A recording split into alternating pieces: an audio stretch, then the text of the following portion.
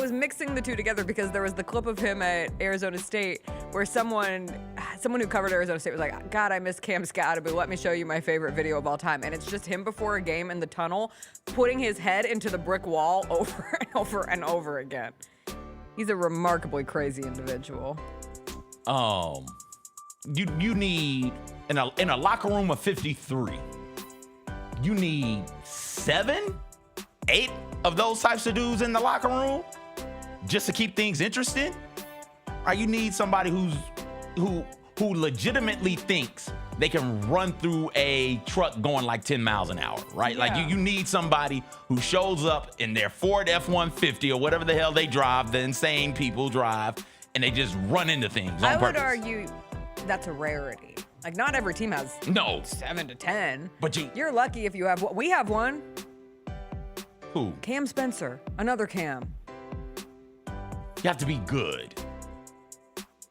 Okay, You have to be fine. playing and contributing. He won a national championship, so I'm saying the good at the level of... Is he contributing? I'm not saying right now. I'm just saying personality types. Okay, yeah, we're not. No, I'm saying we're not. personality We're types. not. Oh no, we're not comparing Skattebo to Spencer. We're not doing that. I'm doing brain differences. No, I'm doing talent plus the brain differences. No. Then fine. find me another Cam Skattebo because I'm not seeing anyone else.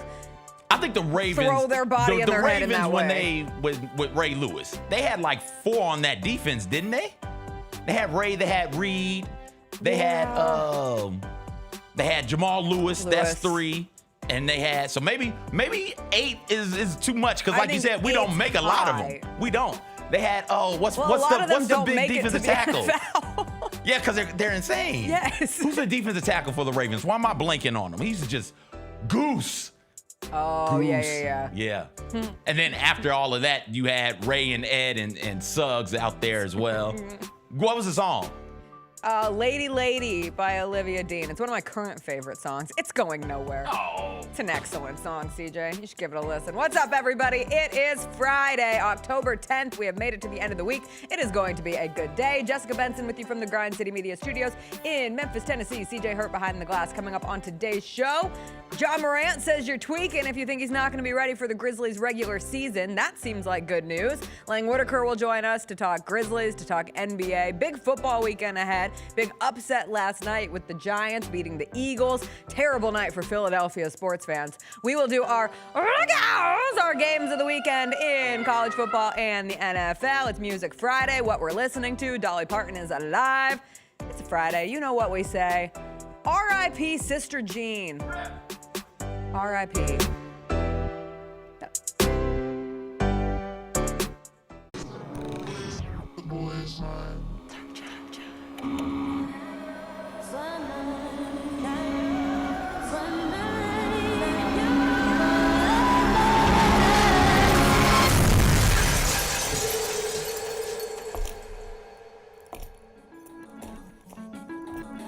You ready? I've been ready. What are we waiting for?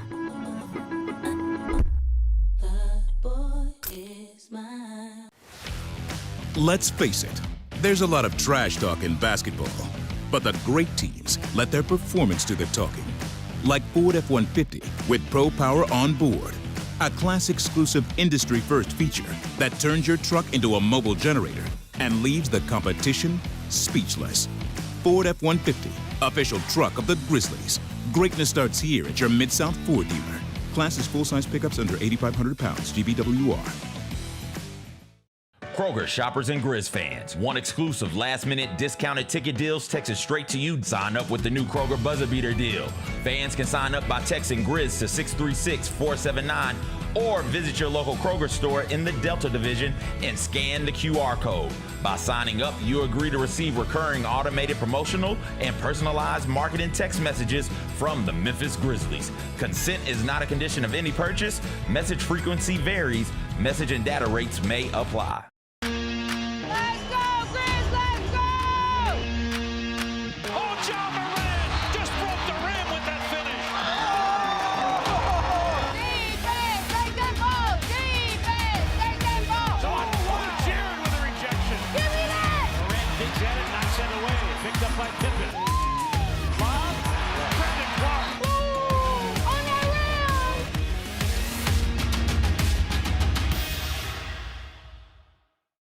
Catch us if you can at Southland Casino Hotel and win your share of up to $1.8 million in free play and prizes. Join us for drawings every Saturday in May, June, and July.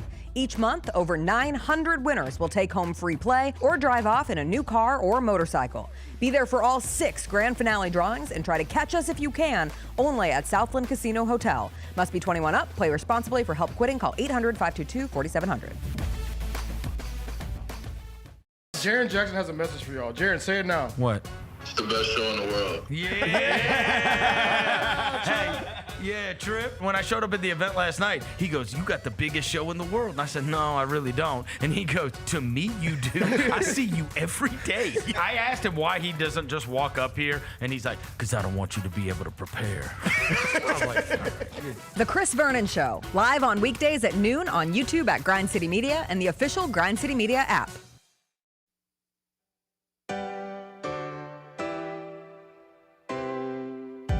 Feels great to feel the sunshine. Gotta own the day like it's all mine. Just got paid in his own time. Been working hard, I've been on the grind. I deserve this feeling, having my way. I've been on this healing.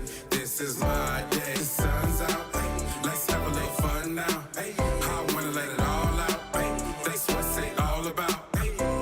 Cause I deserve this feeling, having my way. I deserve this healing. This is my day.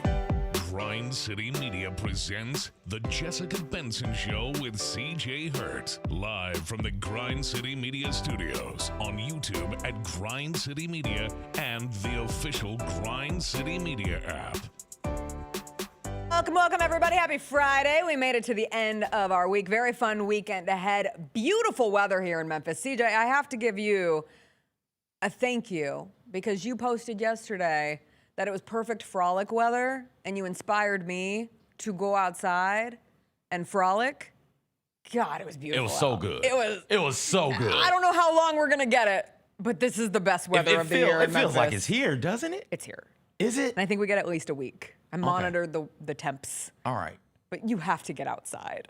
There's no it's warm in the sun, it's cool in the shade. It's not scalding in the sun. No, it's comfortable. No humidity. No. I'm in a hoodie and a hat because the cold with no hair kind of messes with me a little chilly. bit. So I got a hat on. But man, it's good. It's good outside. I went for a dog. run in East Memphis yesterday. What did you run? I ran around Galloway Golf Course. Okay. It's one of my favorite random runs when I end up out that direction. I don't think you're really supposed to run No, around you're not the supposed to golf run on the course, golf but course. it's They get fine. mad at you. But it's so nice, and there's like an ample amount of trees, so you go from the sun to the shade, and it's cold. Like you said, it's cold in the shade, and it's nice and perfect in the sun. Anyway, it was beautiful to get outside. We got a nice little early weekend gift with Ja Morant telling people to chill on the injury fears. He was out at the inaugural Dream Court unveiling at a local Boys and Girls Club yesterday, and he was asked about his ankle, and he said it's all good. He said fans are tweaking, and there's nothing to be crazy about. And he said, if I'm smiling and not telling you to worry, you don't have to worry. And he's smiling, and he's not telling people to worry. He's giving away free shoes to kids at the Boys and Girls Club, which was a great scene to see yesterday. So that all seems good. Hot take, I think it would be great if Ja Morant is available for the season opener for the Memphis Grizzlies. Coming in spicy. What makes you say that? I said it with my chest. Yeah, you didn't even I didn't hesitate. even Why do you whisper, think no that? question mark. You know, I think it's a good thing when you have the best player on your team available for the season opener. It's kind of crazy. It's kind of crazy. It's kind of loco. Anyway, it was good to see Ja out there, and I know people have been like in and out of concern. It's understandable. There's a level of injury PTSD with Grizzlies fans at this point, and even if you think that it could be a situation where Ja Morant might not have the worst sprained ankle, and if it was the regular season, it'd be day to day and not week to week, you can still let your mind wander. So I appreciated Ja getting out in front of it, and without saying I'm going to play opening night, it was like a wink, wink, nudge, nudge. I'm smiling. I think he's going to play opening night. We will get into the Ja news, Grizzlies with Lang Whitaker in the next segment. Happy days here in Memphis. A terrible, miserable day if you are a Philadelphia sports fan yesterday. I cannot imagine being a fan of Philadelphia sports between the Eagles losing to the Giants, which we will get into in depth, but also because you know we are a massive baseball show, always, at least during the postseason. Did you see how that Phillies-Dodgers game ended, CJ? No. Oh, my God. Bottom of the 11th, tie game still, bases loaded for the Dodgers, 2 outs. And the Phillies reliever, Orion Kerkering, had every athlete's nightmare. But I imagine that this nightmare is made infinitely worse when you play for a Philadelphia sports team because... Showing up to work naked. Yes. I mean, honestly, it's kind of the equivalent of embarrassment-wise because he gets a grounder right to him. And to be fair, he didn't field it cleanly, but he still looked like he had ample time to throw it to first. And instead he decided to throw it home. And that would have been fine too, except that he just blooped it right over the catcher's glove. Just bloop, just a little sail right over the glove. Dodgers scored, Dodgers win, Phillies season comes to an end. The still picture of the Dodgers fans running on, not fans, yeah, the Dodgers fans stormed the field. No, the Dodgers players running to celebrate the win, and this Kerkering on the mound, just in a moment of sheer devastation, hurts me. Like, I don't care between the Dodgers and the Phillies, but this image hurts my soul. My least favorite thing about sports is when a game comes down to a play where it is easy for fans to put the entire night, the entire season, the entire moment on one person, even though, of course, that's not the totality, but that's what we do. It's that one boneheaded play by Kerkering that Phillies fans will remember in this situation. So that happens, tough. Then they have to go out and lose to the crazy brothers of Jaxson Dart and Cam Skattebo. Yes. Throw their coach in there also. They're triplets. And Brian Daboll. They're all running around. I'm not sure I feel comfortable putting Brian Daboll in the same category as they're all running around Dart and headbutting each other and grabbing one another and shaking the hell out of everybody. Jaxson Dart, according to an interview that he gave, there just happened to be, the game could not have gone more perfectly for the article that got put up on ESPN yesterday afternoon that I just happened to read. And it was like the perfect pre-game reading material for a game in which Cam Skattebo and Jaxson Dart, 2 rookies, are responsible for leading the Giants to a win over the Eagles. And Skattebo rushes for 3 touchdowns. Jaxson Dart threw for 1, rushed for 1. It's the first time since 2012 that the Giants have had 5 offensive touchdowns against the Eagles in a game. And it comes from 2 rookies. But there was a piece up on ESPN where various people from Cam Skattebo's life gave quotes about him. And one of them was Jaxson Dart. And Jaxson Dart said that when the 2 of them met for the first time, they headbutted. No. Like for the first time after they get drafted, they headbutted. And then he also said he fell asleep on the plane when they were heading to New York. And he woke up to Cam Skattebo giving him a wet willy. What? Like they had just met.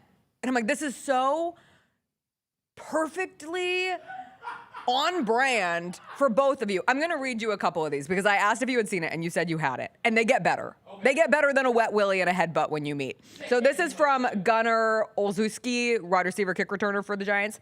Quote, he blurts out anything. You don't know. Sometimes it's right, sometimes it's wrong, but it's always loud. That's pretty much in any meeting we have. He's going to say something. He's learning, though. He's awesome. He's as genuine as he comes, but he's genuinely an idiot. Reserved is not in his wheelhouse. He doesn't know where he's at. Most rookies, when they first get into the league, are like, oh my God, it's the NFL. For him, it's just another day playing football. They don't know where they are. Like yes. You can tell by how they play that they don't know. And when they find out, I don't think either of them is going to care. No. They are feeding off of one another right now. I've called Jaxson Dart my teenage dirtbag quarterback for years. I mean, back when he was first at USC, before he was at Ole Miss. And Cam Skattebo, too. Like, for us college football sickos who appreciate the craziest personalities in the sport to the nth degree, last night was for us. It was a representation of everything that we loved about those 2 players when they played at their respective universities, and then it carrying over. And you're right. They don't know where they are, nor do they care, nor do I think they will ever care. I think they are 2 players who are indicative. They might not be here for a long time, but God, are they here for a good time. I don't want to say anything because this high, and they are so much. Watching that game with them is so much fun. I didn't plan to watch that. I thought I would bail out of Thursday Night Football last night. When they got up, what was it, 34-17? I mean, like that's when they got up originally. That's usually 34-17 is usually my cutoff point, especially on a work night. It's like, okay, Eagles aren't coming back from this. I'm going to bed, but I had to keep watching because I had to see Skattebo and Dart. If Jaxson Dart doesn't start sliding, he's not going to be here for a long time. Through his whole body. He's hurling his body everywhere. It's like, yo, I get it, but you're a quarterback in the NFL. You can't be doing things like that. Somebody's going to knock you the hell out. But I'm telling you, we got to go. They're the here for a good time, not a long time duo. We talked about the Mighty Ducks on the Odds Couple, a Grind City Media subsidiary. Been too long. Yesterday, Rosa and I were quacking up here. Remember in Mighty Ducks 2, the Bash Brothers? Yes. And they came. That's who they are. Yes. They're the Bash Brothers just running around headbutting stuff. Okay, I have more quotes for you. From Tyrone Tracy. Everyone tells me, bro, get your rook. I'm like, bro, what do you want me to do? Tell him to be quiet? He's always yelling. He's very loud. We'll be in meetings and Scat asks the question. Just yells it out. He might be wrong, but he'll yell it out. And everyone looks at me. I'm like, bro, what do you want me to do? It's nothing crazy. Just like he's always yelling, whether it's yelling out stuff in the meeting room or just screaming when he goes out to practice or something. He's just very loud. I think if you paid him to be quiet for a day, he couldn't do it. From Dante Miller, I've never seen someone chew seeds louder. He eats loud. He does everything loud. It's quiet in the meeting room, and he's munching on seeds, and I'm like, this is not normal. What's a crazy cartoon character? Like the Tasmanian Devil. I like that, but he chews his seeds very loud. What seeds? He's just eating seeds? Yeah. When I see Sunflower him, seeds, especially pumpkin seeds. when he does the backflip and he does this thing, I think, oh, that's Crash Bandicoot right there. That's good, He's Crash Bandicoot. He Just could be running in around Rocket spinning. Power. Rocket Power? Yeah. I don't know who. That gives me his vibes. And then he's like with Fitzpatrick after the game, and he's literally ripping his shirt off. He's way too energetic for Rocket. They were mellow. They were chill, cool dudes. Woogity, woogity, woogity. Woogity, woogity, woogity, Woogity, woogity, woogity, woogity. Yeah. He'd be the frenetic energy friend. I just see him like doing tricks on his, like I want him to be a character in something because he cannot be a real person. Last one from Daniel Bellinger. Zero filter. First time at a special teams meeting, he asks, what's our job? Our job is to play with speed, get off the ball. And this animal just goes, physicality. And it just made no sense. He just yells things out. No filter at all, whether it's right or wrong. He'll just yell it out. That's Scat for you. I've met some characters. I feel like Sterling Shepard was kind of wild. Some of these guys is a little bit wild, but this guy's one of a kind. No filter. The first time I met him, we're in the sauna, and then we go into the ice tub, and we're sitting there in the ice tub, and this guy, right when we get in, just starts yelling. He's like, ah! I'm like, are you okay? This guy's a little different. I've never met someone quite like him. I really hope that he finds a way to stay healthy. It's very fun to watch those two. Scat will, because Scat is the one doing the hitting. And we don't make a whole lot of offensive players who hit defensive players, right? Usually it's a defense hitting the offense and the offense sort of reacting, trying not to get hit. This goes back to the not caring and not knowing part of the conversation. He does not care about who's in the way or who's coming to hit him because he's just going to run through you. We see this in bigger backs, right? Derrick Henry has this. He's not personality-wise that, because we don't make a whole lot of that. You brought it up. You're right. But Derrick Henry gives the punishment. Terrell Davis gave the punishment. Mike Allstott gave the punishment. We don't see smaller backs dish out the punishment. Usually with a smaller back, thinking about like Darren Sproles or something like that, they're shifty, they're quick, they're avoiding the contact, and then they're going for an explosive play downfield. If a defender was 2 yards out of the way and Skattebo was about to break away, I have full confidence that he'd slow down just so he could hit the defender and then truck him and keep it going, right? Like we don't make small backs who do that with that type of mentality. Yeah. You want to know what? I've seen one other player that like, truly reminds me, just size-wise, because he is small, and he's not particularly fast. He's just like a true bowling ball of a running back. Brian Urlacher's son. No, not son. I'm sorry. Nephew. His name was Austin Urlacher. He played for Chiawana High School in my first market, and he was an animal. And he just he was always going to be probably too small to make it to the next level. And I don't even think he made it through like D2 playing out of high school. But he played like that, just an absolute psychopath. And those players are so dynamic to watch on the football field because they're so fun. Because you can't take your eyes off of them because you don't want to miss whatever the next crazy thing they do is. And they feed a team. Yes. They can feed a team. And you saw it last night. I think Herb Street pointed it out a time or not. I think Herb Street did point it out a time or two. It's like, yo, I've seen the Giants play a whole lot. I've never seen their sideline this energetic and this excited and this pumped up and everybody all in unison, uniting and being excited and focusing on the task at hand. But having a player like that, somebody who's going to make big physical plays. We've taken a lot of the physicality out of the sport, but it's still a physical sport. Having somebody who can make those physical plays, it energizes everybody around. It's like, oh, I got to pop pass. Now I want to pop somebody. And you saw it in the defense. You saw it with the offensive line as well. How much fun can it be to block for that guy? Where you're like, okay, I got my guy at a stalemate. Here comes Skattebo, dragging dudes for 5 additional yards. Like, how much fun and how exciting can that be for an offensive lineman? I think it'd be fun. I was trying to find the video of him when he was at Arizona State, just running his head into the brick wall over and over again, but I can't find it, but it's fantastic. Before we get to Lang Whitaker, concern level for the Eagles? None. They are who they are? They're 4-2. I don't want to overreact to, we've got 6 games. I don't want to overreact to one of those games, although it is a division opponent. Like, it's the NFL. 28 of these teams are good enough to beat the other 27. You know, so on any given night, if you're not prepared, it's, you know, you're going to go out there and get beat some. Also, I think it helps that it's Thursday. It was a Thursday night game, not a full week to prepare for what's coming at you for the Eagles, not a full week to rest. We talk about resting in the NBA all the time. And it's, oh, this team is young. They've got the legs. They'll be better on this night, even though the other team is coming off of a second night of a back-to-back, and so is this team. But that team's younger with fresher legs. I think in the NFL, this is one of those cases. It doesn't happen often, but I think this is one of them where the team that hadn't been making deep postseason runs, the team with a whole bunch of rookie and second and third year players, that team had fresher legs earlier in the week than the other team. And listen, the Eagles are driving with a chance to get it within a field goal. They're in the red zone when Jalen Hurts throws that interception. It was a great play call defensively, brought a bunch of pressure. Jalen Hurts throws the ball a bit behind. Tremendous play made by the defensive back. But if they score on that drive, they're still right there in it.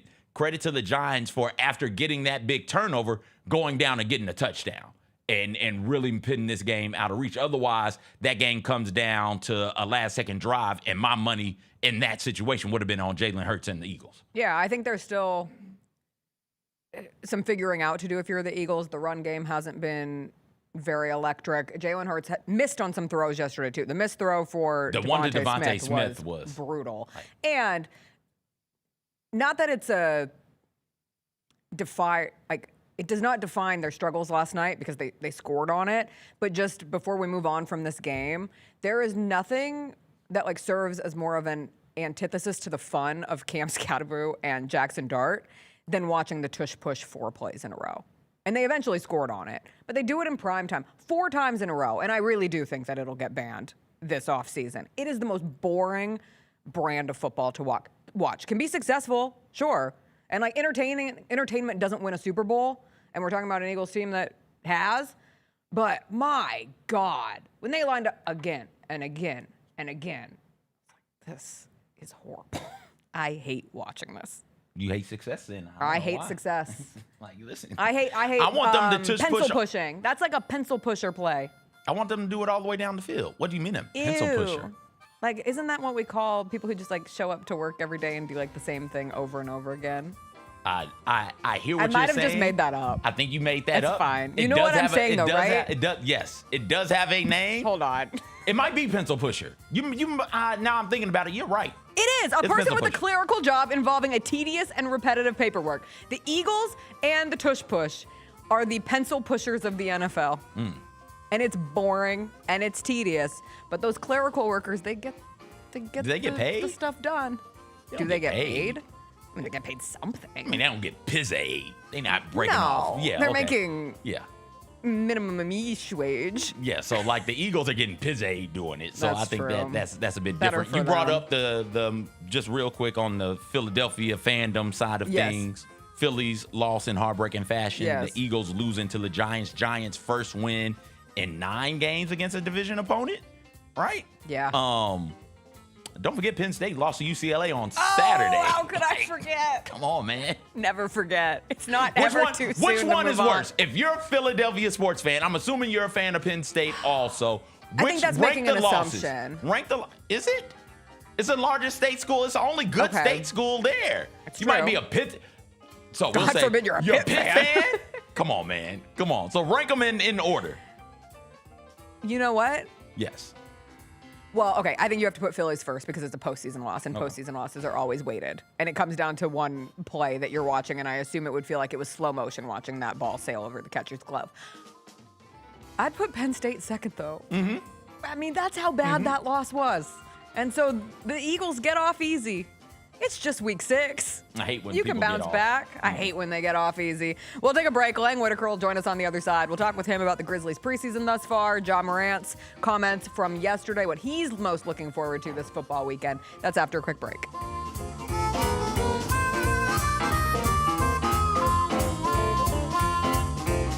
I had dinner last night with Grizzlies head coach Tomas Isalo, and that was a pleasant experience. It is not hard to understand how a franchise could fall in love with the idea of him running the basketball team. If there would have been a camera on our conversation last night and I could just replay it for you, you would walk away incredibly impressed. The Gary Parrish Show, live on weekdays at 10 a.m. on YouTube at Grind City Media and the official Grind City Media app. Grizzlies fans know it's the team that gives you the edge. Big River Steel does too. And much like the Grizzlies have recruited legendary talent, we want you to be part of our team.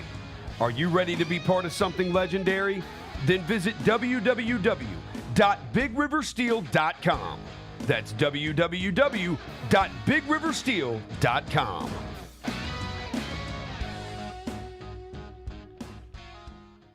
Jeff Dunham, Artificial Intelligence, his all-new tour. You're the other white meat. How can you be so smart on one hand and so stupid on the other? Well, you're half of it. I realize I could have avoided all this years ago with one simple word. I do not. Silence! Don't miss a Memphis. Friday, April 10th, FedEx Forum. Tickets on sale Monday, September 29th at jeffdunham.com. Nate Bargatze. Look, I say a lot of dumb stuff. I try to keep it in front of large groups. Seems to go better that way. Big Dumb Eyes World Tour. When you say something dumb one-on-one, it's a lot for that person. I'll say it, then I can just feel that they feel the weight of my life on their shoulders. Tickets and info at natebargatze.com. Don't miss the Big Dumb Eyes World Tour. Nate Bargatze. Sonic Radio. Welcome back to Sonic RNDIO. That spells radio with me, the CIO. This just in, the new Sonic $1.99 menu lets you build a crave-worthy meal for just $1.99 an item. Whether that's a creamy shake, crispy tots, or a quarter-pound double cheeseburger. This just out. Ostriches. They're mean, not very cute, and in my opinion, way too big for a bird. Don't miss the Sonic Fun 99 menu. 5 items, always $1.99. Live free, eat Sonic. Tax not included. See menu for details. Grizz Nation, don't foul out on dinner plans. Hit Sticks Express in downtown Memphis instead. Fresh hibachi, steak, shrimp, sushi tacos, and yes, our legendary sake slushy to keep things cool. Order online with code STIX901, STIX901, and knock 10% off your tab. It's the perfect pick and roll for game night. Sticks Express, fast, fresh, always a slam dunk. And hey, come see us at our Collierville location too. I had dinner last night with Grizzlies head coach Tomas Isalo, and that was a pleasant experience. It is not hard to understand how a franchise could fall in love with the idea of him running the basketball team. If there would have been a camera on our conversation last night and I could just replay it for you, you would walk away incredibly impressed. The Gary Parrish Show, live on weekdays at 10 a.m. on YouTube at Grind City Media and the official Grind City Media app.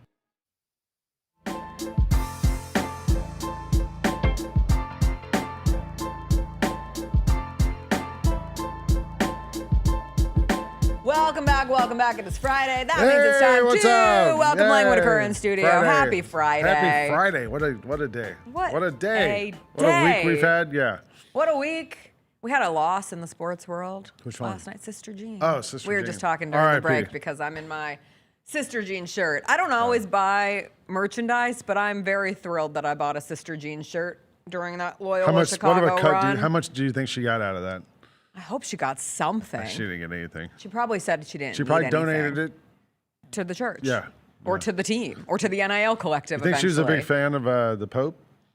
He's from Chicago, right? Maybe. Are they friends? She is. I mean, are the Popes and the sisters friends? I don't know. I don't know. She was 106. She lived a good life. That's I saw somebody say, like, we have to come up with a better way to put it than a sad loss when someone makes it to 106. Yeah. We should be like, hooray, Sister Jean made it to 106. This person won. Once you hit 100, you won. Yeah. Like, okay, this person won, and they ended up maybe even fading out. like 90. Like even 100 is like unbelievable. Right. Like, yeah. I don't know. But yeah, R.I.P. Sister Jean. CJ and I were talking. It's very rare when we have a non-player, coach, executive become such a big face within a sport. Like, usually fans and I don't know of a way to put this other than like luck charms associated with a team. So you're saying she's a luck charm? Like Boombox guy from, why can't I think of Will Wade's Creighton? team? Not Creighton. No. You know who I'm talking about. Yeah, I know who you're talking about. But you The remember guy with someone the like aura. that. Yeah. But you don't remember their names. Well, And think granted, about- Sister Jean in itself was a lot of the brand. teams have like a super fan. Like the New York Jets have Fireman Ed, or the Kansas City Chiefs had the guy who got arrested. Yeah, like that. But a lot of times fans have like one. A lot of teams have like one super fan that becomes like the leader of the super fans.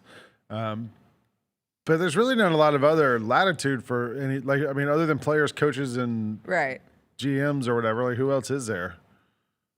Not a ton. Yeah. But we have those viral moments of March Madness that usually exist within a funnel of that year. And then if you're lucky, you're a forever meme. Like the Northwestern crying kid is the first one that comes to mind. Or if you're unlucky, you're a forever meme. Sure. Yeah, But like, Sister Jean became someone who, like the official March Madness account, tweeted out about her death. And you see college basketball reporters across the country talk about the friendships that they formed with her and all of that. And you really never did hear a bad word. I never speak definitively on someone, you never know. But you never heard someone be like, man, that's Sister Jean back in the day. Well, there's like, being a fan, it's a different set of expectations, right? You just got to show up. Because if you're a player and you have a bad game, you're going to get ripped. If a coach loses, you're going to. If you're a fan, all you do is just show up. Although that Fireman Ed guy for the Jets got banned at one point, like a couple years ago. Like sometimes, Chiefs Alex. We only know the notorious ones. Yeah, you only and she hear was about not the bad notorious. ones. Yeah. We had a nice little media availability from Ja Morant yesterday when he was at the Boys and Girls Club. He also gave away a ton of shoes, which was very, very cool to see the kids' reaction. If you play the video with the audio and hear them scream, that's like some of the best stuff that you get when you're interacting with young people in the city, and everybody loves those Ja shoes. But Grizzlies fans should love that he seems, without definitively saying, I am playing opening night, he is telling people, chill out, I'm playing opening night. You know what the tell was for me? When they announced he was going to be out week to week with a sprained ankle. And that night was game 1 of the preseason against the Pistons. And the players all came out, and he was just wearing Ja 3s, unlaced.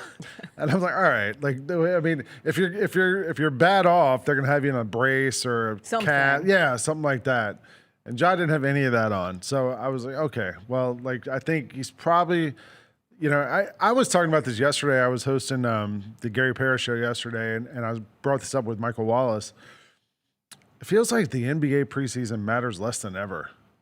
Doesn't it? Like, I was listening to your conversation with Mike, and it's funny because I started talking. This is what I do when I'm listening to Gary's show or Chris's show or you on one of them, I will start talking in my kitchen as if I am answering your question that you asked. Do you only listen to the shows in your kitchen? Well, usually with Gary's show, I'm getting home and I'm starving after I do this show. And so I'm usually making myself a snack if we're really pulling the You don't eat curtain back. before this show? I do. I eat at like You're just 5. hungry after too. Yeah. So then by 10:30-ish, I'm Lunchtime. starving. Yeah.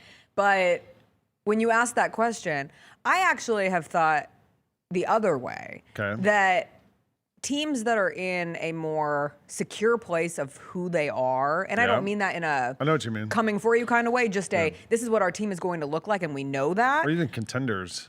They're trying to use the preseason as their true ramp-up period as a team so that night one, they're ready to take off because whether it be particularly the Western Conference, it's going to come down to probably a pretty tight race. That's what we've learned about this conference thus far. The Grizzlies, I think, without speaking for the team, I believe they will treat the first few weeks of the regular season as that ramp-up period. They are choosing that once you can actually steal some wins here and there, the games actually count. You have a player who has been risk. What's the opposite of averse? Has had injury history, risk adjacent for his career, and even trying to be as cautious as possible with Jaren Jaxson Jr. You know everything hinges on those two guys, and so why risk it? But I do think from other standpoints, they're taking the preseason pretty seriously. Well, two thoughts of that. First, you said you don't want to speak for the team. When I got here the other night, I realized you do speak for the team. Oh, thanks. Quite literally. Oh, when you're outside? I was walking in the arena and Jessica Benson's giving me an announcement about not bringing clear bags and having a good time. Like my friends call it the Jessica Purge. Yeah. They say, oh, hear your voice as the Purge again this season. Yeah, whatever. Yeah, I felt like I was in, what's the Pixar movie when they're in space and they all live in the spaceship? Oh, WALL-E. WALL-E, yeah. I felt like. But to your other point, the two teams we've played so far here that we've seen play minus Jalen Duren play a lot in the first half. Second half not play as much. Celtics, we saw Jaylen Brown play almost the entire first half. Derek White played a lot, and then second half you didn't really see those guys much anymore. I wonder, like going forward, like for the Celtics next preseason game, maybe they don't play those guys that much. Maybe it's sort of like summer league to me, because you know how summer league, like the first games or two, like the rotation guys play, and then they're like, oh, they're shutting down so and so for the rest of summer. Jalen Wells, shutting him down for the rest of summer league, because you're also, this is a chance to get a look at, you know, Braxton Key and these other guys, Tyler Burton, the guys who are on the end of the bench, who will presumably have a role someplace in this franchise, probably in the G League, but this is a chance to see some of those guys play. And Mike and I were talking about it yesterday. You were listening in your kitchen about how it was a good chance for Santi Aldama to step up in these games. We saw Cedric Coward get a lot of playing time in that game 2 nights ago. Last night? 2 nights ago against the Pistons. So, but what, like, you know, let's say Jaren is healthy. Like, what's he get out of playing one of these games? I do think getting live reps when you have a new coach with his system in place, that matters to some degree. But I agree in the sense that what's the real difference between doing it for a game in the preseason and just starting from day one of the regular season? I'm not going to sit here and stump for the preseason. I wish the preseason was shorter than live what reps it is. being good because it's against a defense you haven't seen. Yeah. One of the players last year told me, when they were putting in the new offense last year, and I was like, is it good to play against the other teams? And he was like, no, it's better to do it in practice because the defense knows what's coming, and if it works then you really know it's working. So That's fair. I hadn't thought about it in that context. I also think from getting fans jazzed about the team, and by no means, like, marketing doesn't win a championship, right? But having the chance to see something and get excited about what it will be instead of Grizzlies fans sitting in this place yet again. But I don't know. But at the same time, I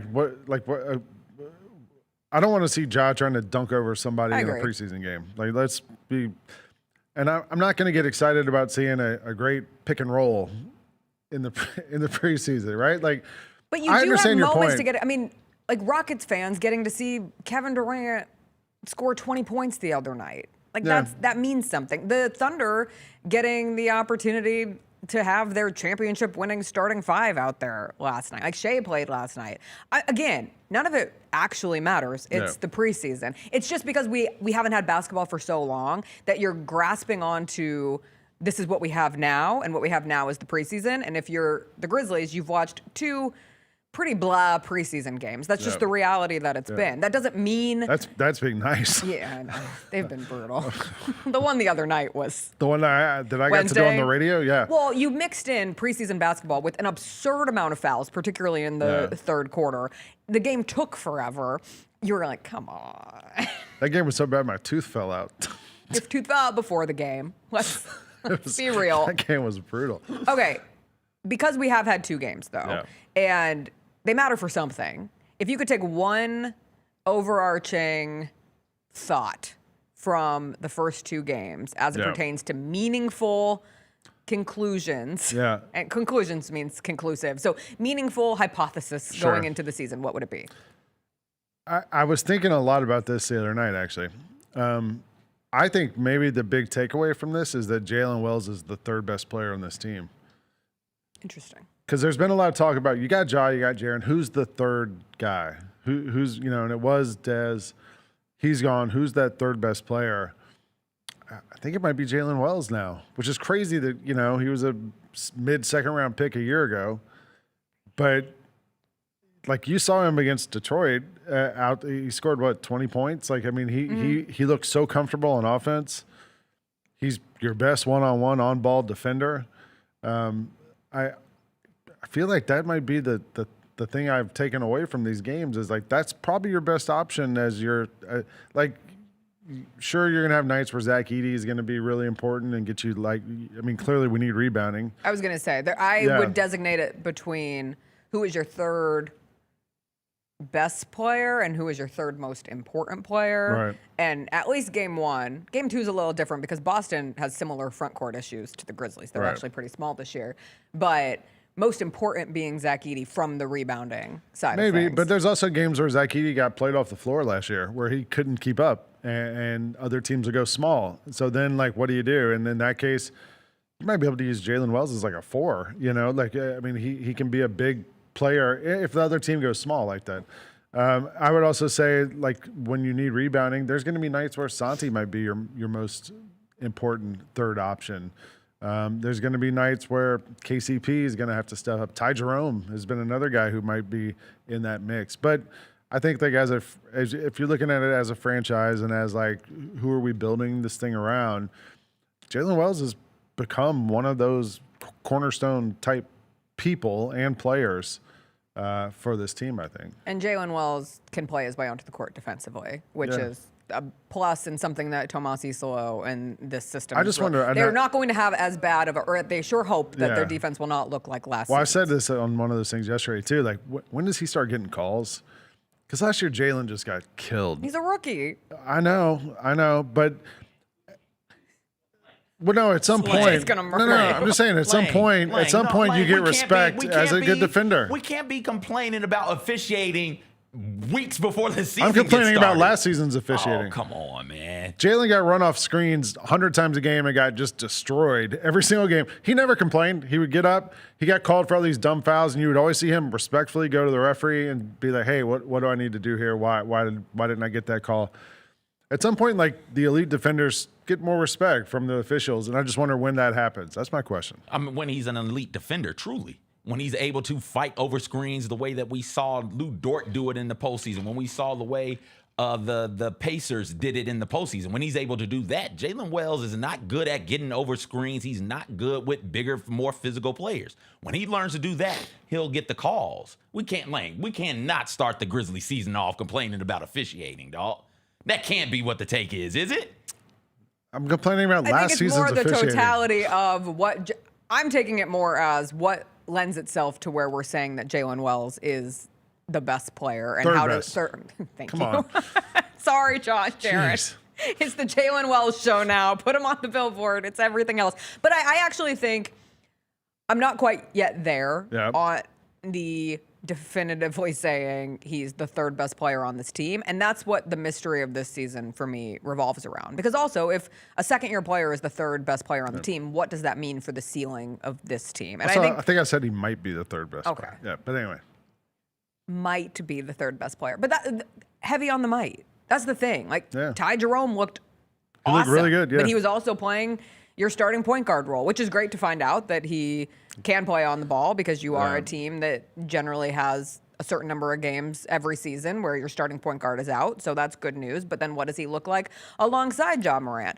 Does Jalen Wells have a world where he shifts from the 3, you put him at the 4, shifts from the 3 to the 2? Yeah. Can he be comfortable on ball? That's something they've been working on. I thought Tomas Isolo's comments after the game like really illuminated, both from Summer League to this preseason, of trying to put Jalen Wells in positions where he might not be as offensively just like off the charts as we saw at times in his rookie season. Yeah. But that's almost by design because they're putting him in spaces that are less natural so that he can grow and be a more complete player. And ultimately, could he be someone who is a bigger, stronger, better defender, Desmond Bane? Because that's the thing. You took Desmond Bane out. This whole season collectively operates as by taking one good player out. Yep. You don't have to say that somebody is better than Desmond Bane, but is the collective better than what Desmond Bane was? That's what I'm looking for. It's like Ole Miss without Jaxson Dart. Yes. How about Jaxson Dart? How about that? How about him? Your trash king. He's a teenage dirtbag. Whatever. Speaking of kings, LeBron James. Yeah, he's got sciatica. News. He has sciatica. Join the club, Bron. I've never... Welcome to old age, buddy. I was talking to somebody yesterday, and they're like, I think LeBron's going to play another 3 years. And I said, eventually the body, like, it happens for all of us. I don't care how good a shape you're in. I don't care how incredible of an athlete you are, how good your team is, the diet, the exercise regime, the different medical devices that professional athletes have access to. Eventually something happens where your body just reaches a point where you're 40 years old. And he's out for, did they say 3 to 4 weeks? Yeah, to start. 3 to 4 weeks. Which the only thing I cared about was maybe he just wants to skip preseason. Well, I was genuinely excited for the Halloween game here between Grizzlies and Lakers, and that was one of the marquee games when the schedule comes out. Everyone goes, "Ooh, that's early enough in the season." And this is the first time LeBron will ever miss a season opener in his career. He's generally been healthier towards the beginning of a season than when you start figuring out how to, keep wear and tear off in the midst of the season. And now I'm realizing, I might have seen LeBron James play in person for the last time. He's going to play at least another year. This isn't his last season. But it's never guaranteed that he plays here. I had someone who wanted to visit for that game. Yeah. And luckily, I told that person, listen, I wish I could sit here and tell you definitively that LeBron James is going to play in that game. I can't. And she texted me yesterday. She's like, hey, good call. Looks like he's not going to play here after all. LeBron's going to be fine. He's just got to rub some Hennessy on it. And that's the key. It'll be good. But I do think he's going to play at least one more year. Because if this was his final year, we would know about it. Oh, I agree. Yeah, and we will know about it. We will know when it's time. Yes. I mean, he might still be here for the game. Somebody's got to chaperone Bronny. That's true. When the Lakers are in town. But it's and we still funny get a to Jake see. LaRavia revenge game. That's true. Yeah, we always have the revenge games. I just having watched LeBron since he was in high school. My takeaway with LeBron is always nobody has had the expectations put on them that LeBron has had put on them and excelled to the extent that LeBron has. Nobody has been looked at as closely as he was from his freshman year in high school and been able to accomplish all that he's accomplished. And, I'll always respect him for that. I wish he was, playing here, but he's old, man. Join the club, LeBron. Did you see the fan that is taking him to small claims court? Yeah, for $500. I think it was $800. Oh, per ticket. Yeah. Yeah, $800 total. But he's suing because LeBron teased the decision too, and so he rushed and bought Lakers-Cavs tickets for this year. I thought it was Lakers-Cavs. I think their last game's the Jazz. Oh, that's even worse. Yeah. I thought at least it was Lakers-Cavs and had the Cleveland tie That's why with the it. fans are pissed because it's not the Cavs. It's a terrible game. I mean, I guess you don't want to pay $500 each to go see Lauri Markkanen, or he might not even He be might on the not Jazz even be by there. then. Yeah. Hey, you know what? Ace Bailey looked great. Talk about fun things from a preseason game. Yeah, sure. You can go see Ace Bailey Yeah. and Colin Sexton or somebody. Ace Bailey versus LeBron James. Yeah. But now it doesn't matter because that's not what it was. Hey, ultimately. this show's a baseball show, right? I was going to say, what are you most looking forward to baseball? We're going to before I watch let you tonight, go? right? CJ, you're going to be locked in? I'm a Mariners fan, so yes, I am Absolutely. locked in. I mean, this is the big dumper's coming out tonight. It's going to be it should be an amazing game. Like the Mariners are probably the vibes team of the postseason. Like everybody's really into them. They have their best players nicknamed Big Dumper. He hits home runs like crazy. We're a big dumper show. This is a game in Seattle where the crowd's been pretty like raucous and they're like fired up. Fans are crying in the middle of games. The Tigers were the best team in baseball for probably 2/3 of the season, and then they were the worst team in baseball for like the last third of the season, and it looked like a disaster. But they turned it around. Now they're getting in, and the pitcher they have going tonight is Tarek Skubal, who might be the best pitcher in baseball. So. No, it could be. He's at ALNL. Okay. But Skubal's been amazing, and I think just him on the bump tonight for the Tigers against the Mariners. Like should be an amazing game. Do you like watching the postseason baseball? Yes. Yeah. Oh no, I'm actually all in. Like I will be watching. Why is it so much better than the Mariners, regular Tigers. season though? Like you don't watch the regular season. I just don't have the bandwidth for it, I think. And it's weird. Even Too when many I other was sports on in the summer. Well, I do watch the WNBA, but I actually take a break from sports in and just the watch summer movies. and catch up on movies and TV shows and life.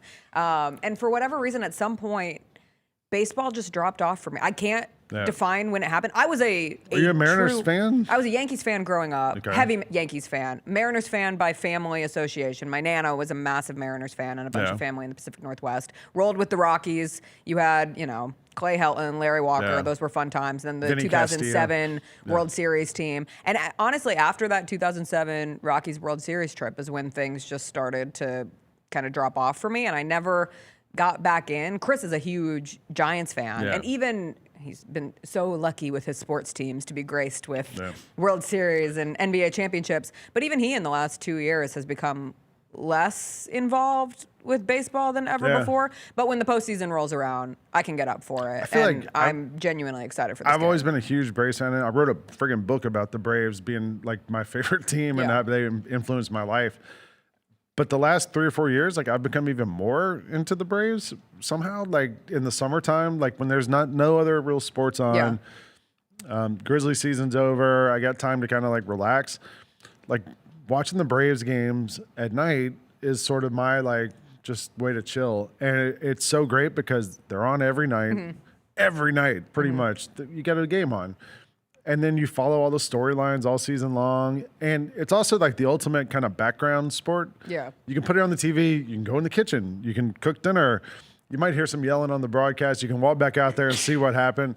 But you don't really miss that much if you walk out of the room for a minute or two. So like I've become like even more of a baseball fan. And now the pitch clock makes it even better. Next year we get the robot umps, which makes Everything it speeds even it up.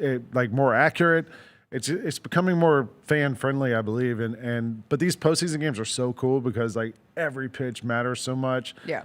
And you can't step off the mound now for 20 seconds between each pitch. Like they're in there throwing the thing, and that Dodgers game last night was great. crazy. Yeah, and so then tonight, like I'm pretty fired up for this. Lang, are you getting the new Jaws, the Halloween ones or whatever it is coming out tomorrow? No, I have the Ja 3, the day one, the pink ones.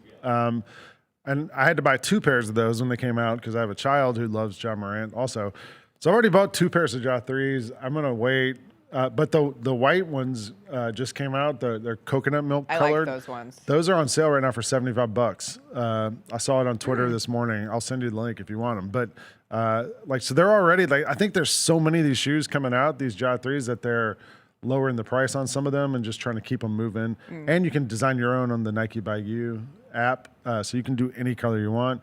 You can learn about this and more on Sneak Fest every Tuesday on Grind City Media. Grind City Media subsidiary. That's right. All right, Lang. Thanks for joining us. We'll take a quick Appreciate break. y'all. We'll come back. We'll do all of the football going into this weekend. A massive game with massive implications for Go the Memphis Dogs! Tigers Sick 'em. tonight. It's a good sports night between Mariners, Tigers, South Florida, Go South North Florida Bulls. Texas.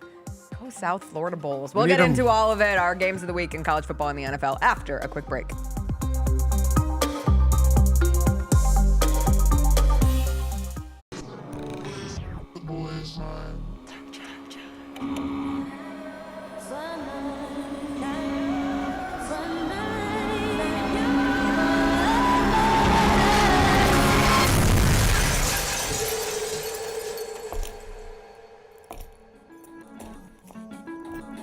You ready? I've been ready. What are we waiting for?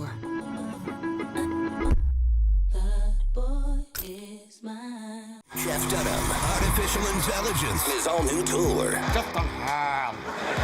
You're the other white meat. RJ, how can you be so smart on one hand and so stupid on the other? Well, you're half of it. I realize I could have avoided all this years ago with one simple word. I do not. Silence! Don't miss a Memphis. Friday, April 10th, FedEx Forum. Tickets on sale Monday, September 29th at jeffdunham.com. Nate Bargatze. Look, I say a lot of dumb stuff. I try to keep it in front of large groups. Seems to go better that way. Big Dumb Eyes World Tour. When you say something dumb one-on-one, it's a lot for that person. I'll say it, then I can just feel that they feel the weight of my life on their shoulders. Tickets and info at natebargatze.com. Don't miss the Big Dumb Eyes World Tour. Nate Bargatze. Let's go, Grizz, let's go! Oh, Ja Morant just broke the rim with that finish. Defense, take that ball! Defense, take that ball! Jared with a rejection. Give me that! Morant digs at it, knocks it away. Picked up by Pippen. Bob, Brandon Clark. Ooh, on that rim!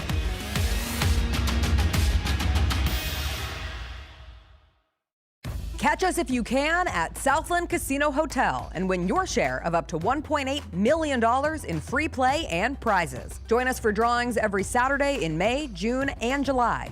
Each month, over 900 winners will take home free play or drive off in a new car or motorcycle. Be there for all 6 grand finale drawings and try to catch us if you can, only at Southland Casino Hotel. Must be 21 up. Play responsibly. For help quitting, call 800-522-4700. Jaron Jaxson has a message for y'all. Jaron, say it now. What? It's the best show in the world. Hey, yeah, Trip. When I showed up at the event last night, he goes, "You got the biggest show in the world." And I said, "No, I really don't." And he goes, "To me, you do. I see you every day." I asked him why he doesn't just walk up here, and he's like, "Because I don't want you to be able to prepare." I was like, The Chris Vernon Show, live on weekdays at noon on YouTube at Grind City Media and the official Grind City Media app. I had dinner last night with Grizzlies head coach Tomas Isolo, and that was a pleasant experience. It is not hard to understand how a franchise could fall in love with the idea of him running the basketball team. If there would have been a camera on our conversation last night and I could just replay it for you, you would walk away incredibly impressed. The Gary Parrish Show, live on weekdays at 10 a.m. on YouTube at Grind City Media and the official Grind City Media app.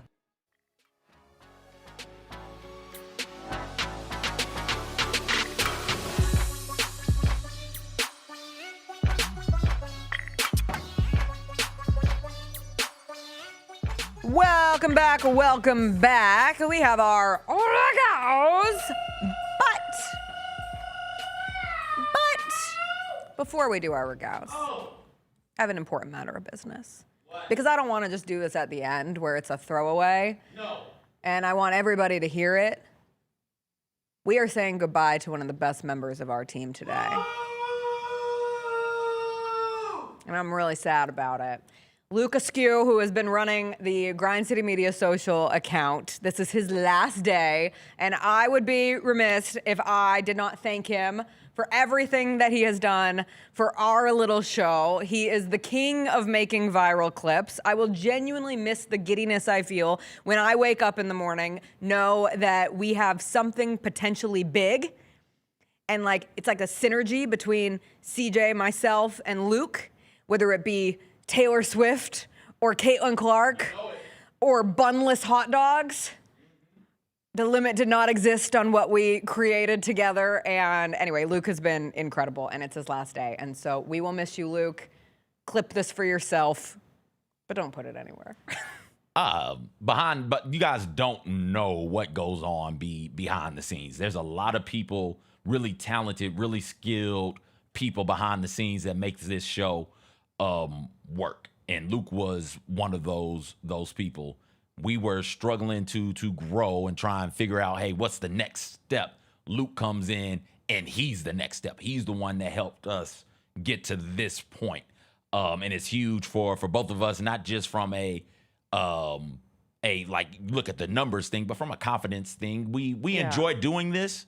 We enjoy it more when there's an audience. We don't want to do it for 5 or 10 people. Luke is a large part of the reason why some people who are watching this right now are watching this show. We got, what's my man's name? Lazy Bed, whatever his name is. Buckeye Boy is what I call him when he hops in the chat. It immediately comes to mind. Yeah. Where he's like, oh, I saw a clip of this show and decided, hey, you know what? I'm going to stick around and watch. And you saw that clip because Luke had the brain power, the understanding of how social media works to grab that moment from the show, throw it up there, and lure you into what is a pretty good show. But it does, if a tree falls in the forest and without a sound, does it make any, or does it, if a tree falls in the forest and nobody's around to hear it, does it make a sound? Like we'll never know. Luke makes sure that when we fall, you hear us. Yeah. And so for that, I'm always appreciative of Luke. Just the giddiness you said of knowing you're going to do something, but the giddiness in doing it and then messaging Luke like, hey, I did that for you. You know what's up. You know and what's when going Luke on. would respond, we're on the same page. Oh, and you're like, if Luke ever got on the same page with you, you're like, oh, I'm doing something right, baby. He's also my highlight guy. And so when we do the highlights during the games, we are working together through Grizzlies games. The number of times Luke and I have created magical highlight packages that never were seen or heard from again because the Grizzlies lost and we only do them after wins. Like we have shared a lot of devastating amounts of work that were for naught, but they weren't for naught. Because they were for friendship. And they were a lot of fun. For friendship. He's a gem of a person. We will miss him so much. Again, great TV takes, great pop culture takes. If a redwood falls in the forest, Oh somebody my go pick God. Travis Kelce up. You have talked about Redwood. Only twice this week. 3 times What this week. 3 times? 3 times What this 3 week. times? Like Monday, Tuesday, and now. Well, Tuesday I had a great joke that I couldn't get off on Monday.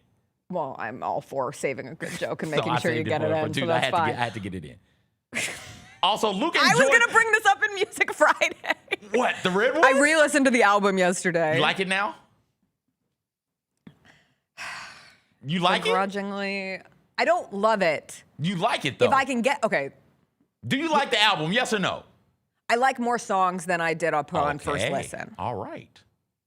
I think there are some good pop songs on that album. Okay, I here am we go. willing to tuck my tail between my legs and say I have changed my opinion in its totality, but I will stand by the reason you can get to that point after multiple listens is you are not listening to those lyrics for the first time and hearing something so absurd that it pulls you out of the enjoyment of the song and you're like, what the hell am I listening to? Once you get past that, when you're not actually, you know me, I don't listen to the lyrics. Anyway. After one listen, I'm not listening to lyrics because I'm not going to remember them anyway. So once I got to that and I can just focus on the beat and the hooks that you do remember to some degree. So I listened to it while I was at the gym yesterday and I was like, all right, there's some bops on this. You're not focused on the eyes opening thighs or whatever. Exactly. She said. And Okay. even when that one came up again, I was like, God, guys, what are we doing here? It's so stupid. Sometimes with some of these artists, it's not Music Friday, but with some of these artists, you have to be in the right mindset to listen to them. Like Yes. if I am angry, I don't want to hear a whole lot of Kelly Clarkson or Katy Perry. But if I'm bopping about, frolicking, skipping, holding hands with myself, jumping rope or whatever, play firework. Let's get it going, right? Like it depends on your mode of. But then of there living. are some that are so good regardless. Yes. Like, so when that album ended on Apple Music, you know how it goes to recommended? I don't, You don't have but Apple okay. Music, but it goes to recommended music next. And the first song that popped up was Alejandro by Lady Gaga off the Fame Monster. And I'm like, now that's music, baby. That's music. It's a great song no matter what mood you're in. How's Alejandro? Alejandro. Okay. She's no, No, you don't have to keep singing it. I was just wondering how it she's went. just a friend. She's just a friend. All right. Anyway, there's my Taylor Swift update. I felt it was important to be honest and open about my relationship with that album. Look, you can clip that for your last viral clip, dog. No. Yeah. I mean, he can. Yeah. And last thing, because we've given Luke not enough love, honestly. We could just make this the Luke show. He will always check before he posts something to make sure that I am in an emotional headspace that can deal with the inevitable death threats that I will get with it. So I appreciate him for not sacrificing me, not putting me out to slaughter without checking to make sure that I am okay to be slaughtered that day. So that's a real one. That's a real nice thing. Not everyone would do that. Lucas texting right now. CJ ending my goodbye with a reference to Travis Kelce's Wood was the best ending possible. Luke, I did it for you, baby. All for you. That's a beautiful thing. Love always. All right, we'll do our RAGGOWs. We're just all over the place because I didn't make this one of my RAGGOWs, but I really should have. It's the most important game locally this weekend, and it's tonight. It's the South Florida North Texas game, and if you want College Game Day to have any chance of coming to Memphis, you better be rooting for South Florida because that's the only way that stays as a potential unbeaten North Texas. South Florida, we know who they are. I haven't watched a ton of North Texas this year, but their quarterback's fascinating. He was a walk-on. He hasn't been a starter since his 9th grade B-team football season, and now he's the starter over there. So I will be having my eyeballs on that game and the Mariners-Tigers game tonight. But my first game of the weekend is what I think is definitively the most important game, the best game. Give me Oregon, Indiana, a vaunted Big Ten matchup, a classic Big Ten matchup, if you will. These are two of the most fun offenses in college football, two of the best quarterbacks in college football, two of the best coaches in college football, and it will have big implications on the Big Ten race, the college football playoff race, and I'm excited to watch how this one pans out. Nothing screams Big Ten football like two teams averaging 47 and 46 As I've always said, per game. That's the brand. This is ridiculous. I hate this version of Big Ten football, but it's going to be fun. It's going to be fun. How much do you believe in Indiana? That will be answered. Okay. And Indiana's got that throttling of Illinois, and that's just a drubbing.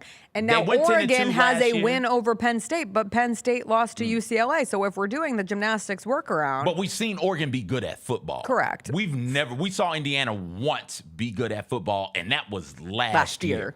And I don't have it off the top of my mind, but I'm struggling to find a good team Indiana beat last year. They beat Michigan. We wouldn't say Michigan last year was a good team, and I think that might be their best win from last season. Either Michigan, I think they beat Washington also. They did. So I'm thinking one of them is their best win from last year. Those were their best, and they lost to Ohio State, and then they lost to Notre Dame in the playoffs. So again, how much do you believe in Indiana? Yeah. That's what we'll find out. We'll find out. And that's why I love games like these, because they give you actual, and it's Autzen. Mm-hmm. It's middle of the afternoon at Autzen, but that place is going to be incredible, good environment. And points Fernando Mendoza, the points are going to come. Oh my gosh, there are going to be so many points. Like I've said, Big Ten football. It's all about the points. I love when points It just means more points. Yes, CJ. My first game is Alabama State and Jackson State. This is big for HBCU football, man. This is big for the SWAC. This is big for the SWAC East. You've got Alabama State and Jackson State coming in here, and both of them are really, really good. Not just really, really good HBCUs, not just really, really good SWAC teams. They're good FCS teams.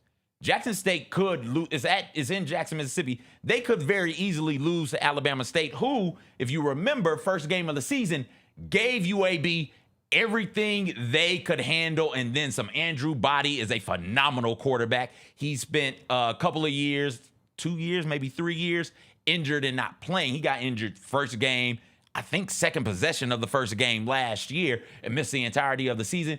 He came back. He is playing high schools. I can't remember where at in Memphis he graduated from, but he's a Memphis product. He is a tater-toter. He is averaging over 8 yards per carry, if I remember correctly. There are going to be some dudes on this field on Saturday, FCS football, who may make some sort of contribution to a professional team when it's all said and done. This will decide what I think will decide the SWAC East and the SWAC representative for the Celebration Bowl, which crowns the Black College Football National Champion, as well as probably the Black College Football National Champion will come from this game. I love it. I can't wait to sit down and watch. Tons of great games in the SEC this weekend. And disclaimer, the game I'm most interested in is not the game that I picked. I'm excited for Alabama, Missouri for similar reasons to Oregon, Indiana. But my favorite rivalry in college football that does not involve one of my own teams is Oklahoma, Texas. It is the Red River Shootout. I think Luke got us a viral clip on that last year, that of all the rivalries in college football, of which there are many, of which they are psychotic, Oklahoma and Texas really, truly hate each other, and it's a beautiful thing to see play out each and every year. We got the most update of John Mateer yesterday, where the news came out that he might play. He might not play. Oh. Breaking news. Okay. He might play. He might not play. Big story. This is what it came out. I think it was Thamel who reported it first, and then everyone was making fun of it throughout the day, but is in line to attempt to play against Texas on Saturday. The line's been weird. Texas has been favored to win this game despite falling out of the AP Top 25, despite Oklahoma being a top 6 team. And the assumption is that John Mateer will not play, and that is why this is expected. I do not think that it will be a Red River Shootout. Or, I'm sorry, Red River rivalry. It's a shootout forever and always by its government name. It will be a Red River rock fight. Without Mateer, if Mateer plays, I think they should win pretty handedly. But if you can drag this one down into a defensive battle between both of these teams, it might be a little different looking, but this game is always interesting, and rivalry games get weird, so make it weird. Calling it the Red River Shootout didn't kill anybody. Like, it's fine. Red River Shootout. Here we go. Guns kill people. Calling it the shootout doesn't kill people. Like, what are we talking about? Even if he plays, I flunked out of pharmacy school twice. So you guys can believe me. I'm not a professional, but I'm close. I got close twice. He had a broken hand, correct? And a broken hand takes about 9 to 12 weeks. He broke his hand 3 weeks ago. So how strong is that hand going to be as it pertains to gripping the football so he can push the ball down the field, put a tight spiral on it, that sort of thing. If Mateer plays, and I'm Sark, maybe not Sark. Sark's got things to lose. If I am whoever the defensive line coach is, or the linebackers coach, or the strength and conditioning dude, I'm pulling the defense to the side and say, hey, pull his hand. Every chance you get, slap his hand. And we're going to find out if he's good to go or not. Like you said, this is going to be a defensive battle. Two of the better defenses in the FBS. Oklahoma, I think, leads the FBS in yards allowed per game. Texas is right there. They're top 15 in that category as well. Even with a healthy Mateer, I wouldn't think a whole lot of points will be scored in this one. But it's fun. It's one of the best rivalries in college sports. And I have got to get to that Texas State Fair. Have you seen the food concoctions? Yeah, it's right up your alley. Oh, my gosh. The one I shouted out on Vernon this week was a hot Cheeto Twinkie smash burger. I'm slow that down. Hot Cheeto. I got that. Twinkie smash burger. So I think the Twinkie is the bun, and it's covered in hot Cheeto dust, and then there's hot Cheetos on the inside, and there's a smash burger. I think it's too much. Stop it. You quit it. I want that in my belly right now. I've never wanted anything inside me more than that sandwich right there. Are you sure about that? Yes. That sounds awful. Yes, it's gonna run out. Now it's gonna leave immediately. And it's gonna hurt. There's gonna be a burn. It's gonna burn. But boy, that sounds interesting to eat. All right, your second game, I didn't take it. I left it for you. You want to put a wager on it? Are you confident enough to put a wager on it? No, I've seen. I have seen this movie so many times. Not do that. No. I don't want anything to do with this game. I cannot believe USC is favored, and it hurts. I can. What is Michigan? Did you see the total for this game? What is it? It was in like high 50s last I checked. See, that part I don't wild. I don't understand. This is a good Michigan defense. I understand that. What's your quarterback name? Maiava is. Put some respect on Jordan. All right, Maiava's really good, and you guys got that good receiver. Why am I blanking on him? Malachi Lemon. As well, but like great receiver. Michigan's it's at defense 56.5. Michigan's defense is really, really good. Yeah. Who the hell are they expecting to score enough to get to that? Because it can't be Michigan.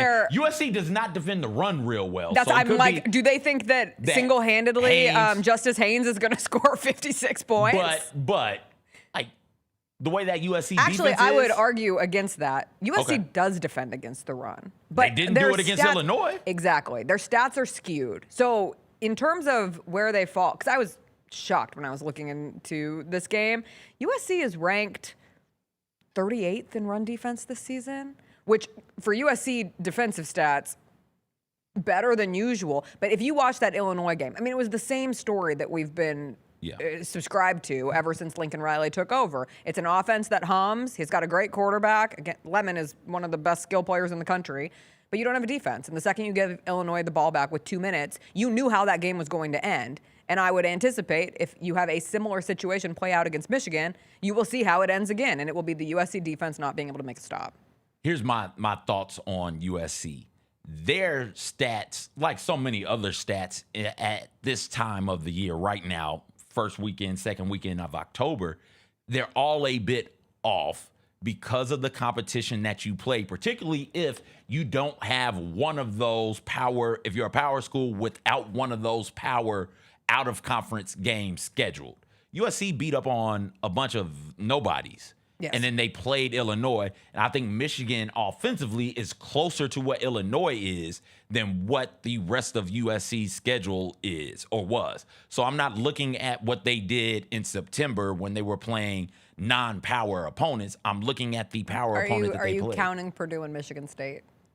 You know I'm not counting Purdue, and I don't even know where Michigan State is. I've never heard of that university, so no, I'm not going to count them either. Yeah, I think Michigan is closer to that. And I watched USC play some of those games. Purdue, I caught them Michigan State some as well, as Breezy is flying around over my head. I remember watching that one also. And I remember thinking, you know what?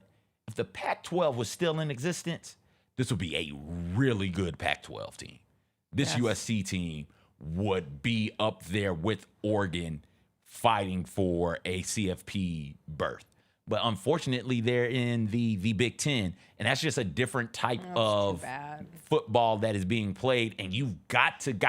They are so light in the ass at the linebacker spot.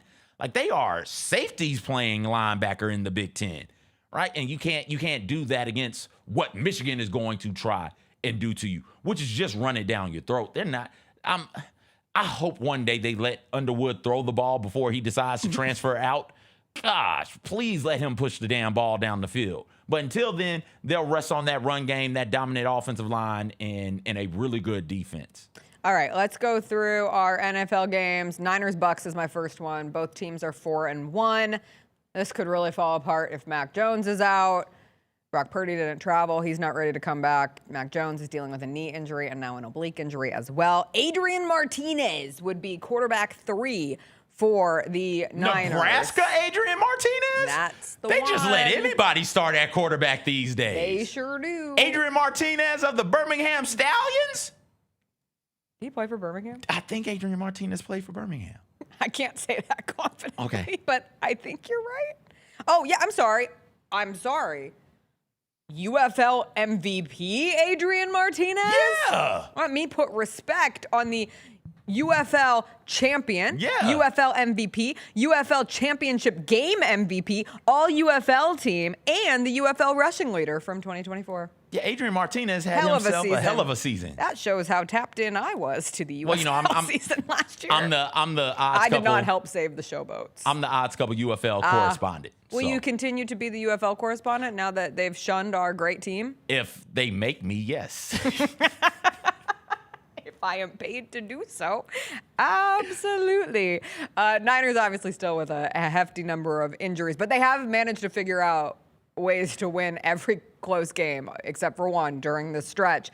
Every game has been decided by 5 points or fewer. Meanwhile, the Bucs haven't played in a game decided by 6 points or more. This should be a fun matchup between these two teams. The evolving perception of Baker Mayfield, MVP candidate, is one of the bigger storylines in the NFL. The Niners don't have much of a run game, but they do have Christian McCaffrey, and he continues to be a beast. This game, it could go off the rails, but the Niners are still competitive enough that my husband won't let us go see one battle after another on Sunday afternoon. But next Sunday, the Niners are the Sunday night game. So he said, next Sunday we can go. Quick bone. because I know we're I love quick running bones. late. The only showtimes for one battle after another every day are 1 o'clock, 4:20, and 7:40. And that movie is close to 3 hours long. I cannot go to a 7:40 movie on a weekday afternoon. And leave at 11? And Chris cannot get out of work at 4:20. He works 9 to 5. So every day, even Every on day the down weekends, every theater. Every theater. I swore. Oh, my God. I issue not. Okay. I went through every single theater, or at least the theaters we go to. So Powerhouse, Paradiso, Studio on the Square, and Ridgeway. Wow. So anyway, 2 weeks from now, Okay. if it's still in theaters. Well, that I didn't want to say it out loud, but I you got said it yesterday. It should be. But you can stream it. No! I have to see it in theaters as Paul Thomas Anderson intended. Hands up. I apologize. No! I'm sorry. All right, what's your first NFL My game? first NFL game is a doozy of an NFL game. We're going to go with Titans Raiders. Oh, you're disgusting. Somebody's got to win this, Jessica. You're so gross. Somebody's got to win it. Over, under. Oh, let's do this. Not over, under. Here we go. Will there be more plays or more scores? Not points, but scores. So will you look at this game? Will you leave this game with more, what the hell was that play that this team was trying to run? Or will there be more scores? Can I elevate it? Go ahead. Will there be more what the hell plays? More scores or more ew? Why am I watching this? I think ew would win in a. I think ew wins in a I think there will landslide. be 11-12. Ew, that was disgusting. Because I it's think not. they're only going to score. What? The Titans this game aren't is gonna really be, a funny lose. Like the Cardinals are a funny losing team, as we saw last week. The Titans, through all of this, it hasn't been particularly, ironically, funny. It's just been 17-20, maybe. So that's 3 scores for one team, and what? Geno throws a 4, bad 7. pick. So 7. So we're talking about somewhere between like 6 and 10 scores. Yeah. Yeah, ew would win that in a landslide. Ew. But somebody's got to win it. Titans good. Go on a win streak. Somebody wins the game. All right, my last NFL game is Lions-Chiefs Sunday Night Football. I didn't realize this is the first time they're playing since 2023 when the Lions got that primetime upset at Arrowhead, and that really started the Lions' identity formation of, oh, this is a different Detroit Lions team and a different Detroit Lions organization. And now we get these two teams. You have the opportunity for the Chiefs. If they lose, they will be 2-4. And that is a place we have not seen the Chiefs in a long time. Lions 4-1. It's just a good Sunday night game. Also, when you think about the fact that the last 4 primetime games have resulted in an upset, we've had great primetime games as of late. So sign me up for this one.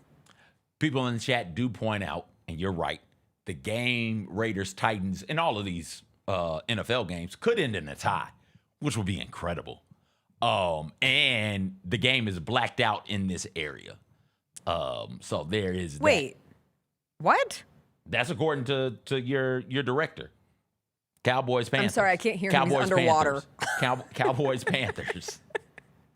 Jacob lives in a pineapple under the sea in my ear now for people who can't hear. So it's blacked out Panthers and whoever That's the hell stupid. I just said.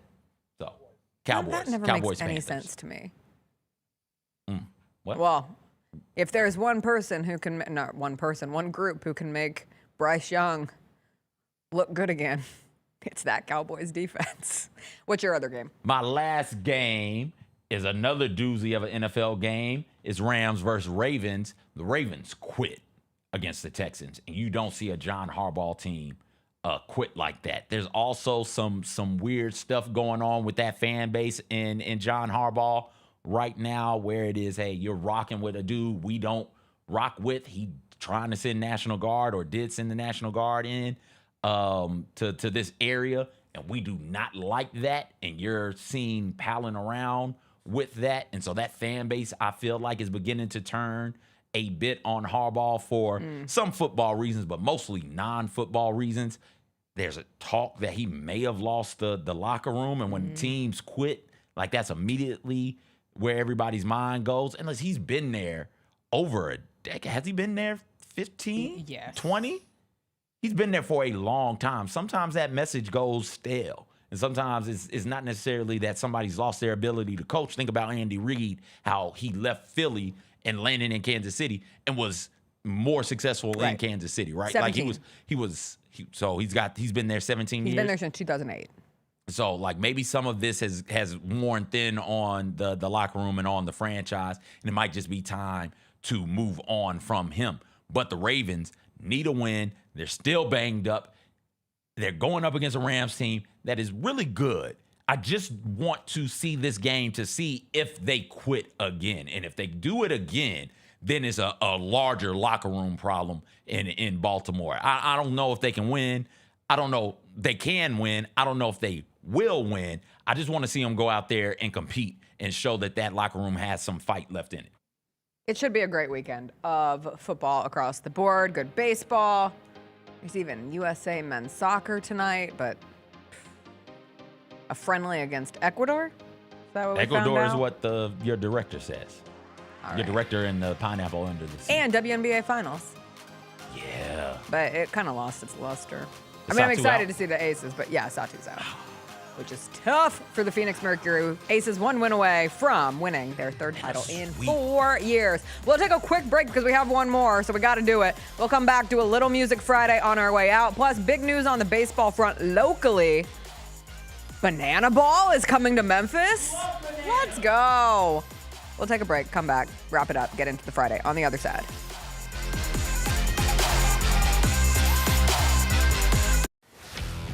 Let's face it, there's a lot of trash talk in basketball, but the great teams let their performance do the talking.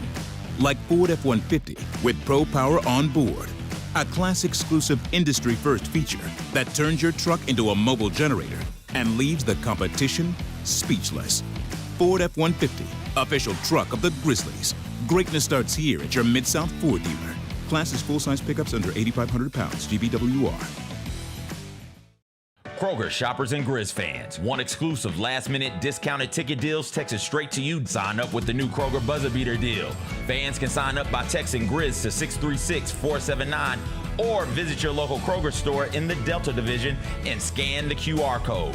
By signing up, you agree to receive recurring automated promotional and personalized marketing text messages from the Memphis Grizzlies. Consent is not a condition of any purchase. Message frequency varies. Message and data rates may apply. Let's go, Grizz, let's go!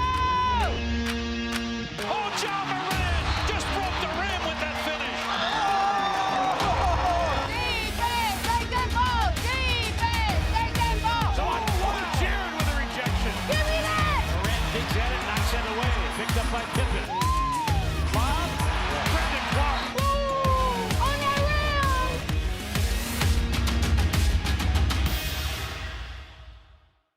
Sonic Radio. Welcome back to Sonic RNDIO. That spells radio with me, the CIO. This just in, the new Sonic $1.99 menu lets you build a crave-worthy meal for just $1.99 an item. Whether that's a creamy shake, crispy tots, or a quarter-pound double cheeseburger. This just out. Ostriches. They're mean, not very cute, and in my opinion, way too big for a bird. Don't miss the Sonic Fun 99 menu. 5 items, always $1.99. Live free, eat Sonic. Tax not included. See menu for details.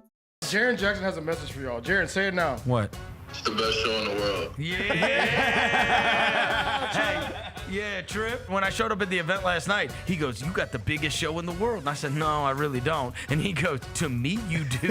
I see you every day." I asked him why he doesn't just walk up here, and he's like, "Because I don't want you to be able to prepare." I was like, The Chris Vernon Show, live on weekdays at noon on YouTube at Grind City Media and the official Grind City Media app. I had dinner last night with Grizzlies head coach Tomas Isolo, and that was a pleasant experience. It is not hard to understand how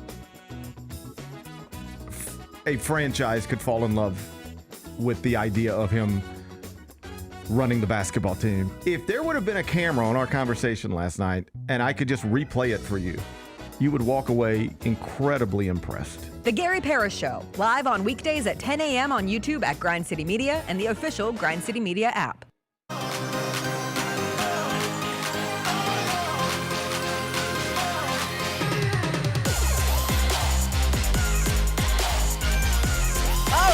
We are back. Last segment on a Friday.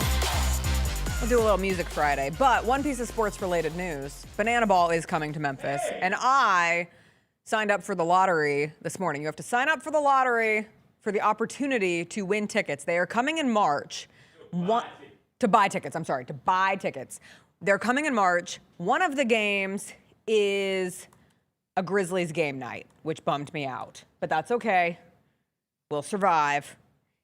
They are the Party Animals and the Indianapolis Clowns, which is a recent addition to Banana Ball. Are you familiar with the Indianapolis Clowns? Why do I feel like the Clowns were a Negro League team? Okay. Yes. Yeah. From 1943 to 1954. And this is the new addition to the Banana Ball group. Yes, CJ. I've seen the Banana Ball videos. Okay. So are the Clowns the Negro team? I don't know. Okay. I'm unclear how they're going about filling the team.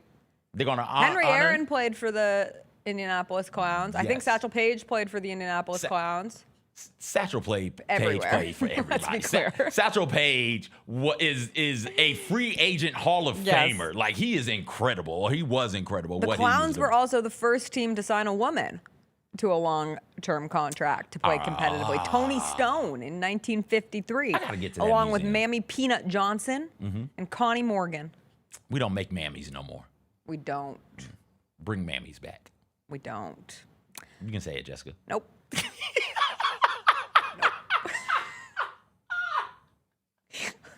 I don't know why. I just started thinking about that scene in Bringing Down the House. You know the one I'm talking about? Okay, it's When been Queen forever Latifah's since I've seen it.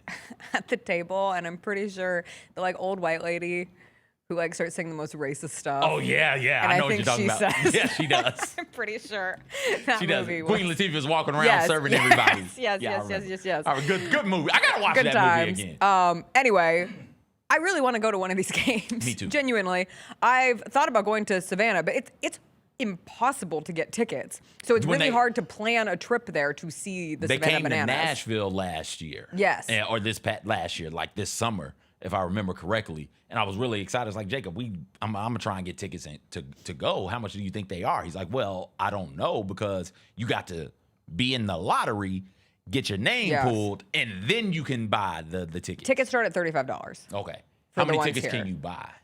I don't know if Because I'm not How? going without a children. I need somebody's children to go with me. why. Because I want to experience it This through is the like eyes the of you go to the Orpheum. youth. This is musical theater and sports. Yeah. I mean, all I'm- sports are musical theater, children- but this is the most obvious. The children I know aren't quite there yet to be able to be classy at an event like the Orpheum. Banana Ball is craziness happening.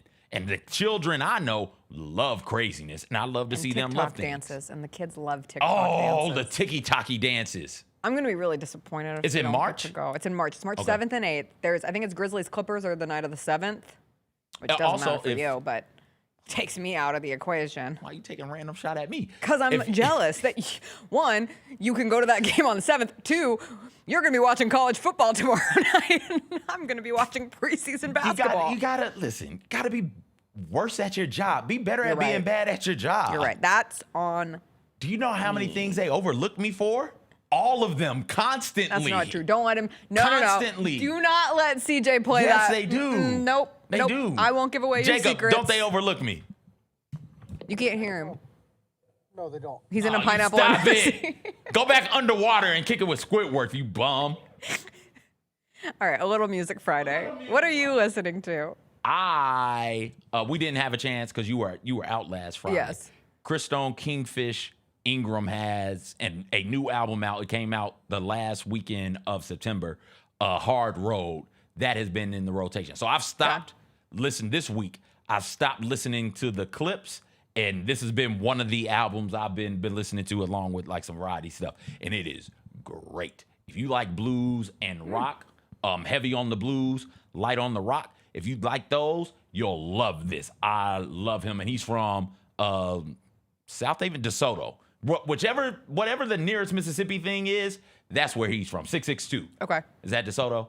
I think that's DeSoto. That's where he's from. DeSoto. DeSoto. There we go. We have an expert. Molly gave us the Shout the out hookup Molly. on that. Shout out Molly. So that's where he's from. It's great. I also stumbled across a group named Sleep Theory, and they are what sounds to me like alternative rock, and specifically that alt rock from when we kind of enjoyed that genre.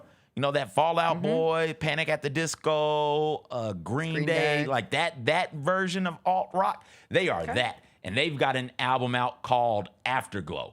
And listen, there's only been 2 albums I feel like that were made for me this year. This is one of them. This is one of them. So it's Man's Best Friend and this one. Okay. Those were 2 albums. Whether they knew it or not, they made it just for me. It's incredible. If you like alt rock, it's smooth as well. Think of a smoother version of Fall Out Boy. Like it is great. Out of My Head, banger. You've sold it. Out of My Head is banger. Paralyzed is banger. Parasite, Numb, all of them are incredible. Okay. After the show, I want you to listen to Out of My Head. Okay. But that's what I'm listening to. Okay. I continue to listen to the Olivia Dean album almost every day. I did realize if Luke does want to clip one last Taylor Swift, I don't know what he's doing for today. But the songs that I've decided are good on Life of a Showgirl. Hey, here we go. Fate of Ophelia. Why do you think it's good? It's a bop. Opalite. Why do you think it's good? It's a bop. Okay. Wish List. It makes me feel happy to be in love. Oh, okay. I hate it here. Honey. It's a bop. And makes me feel happy to be in love.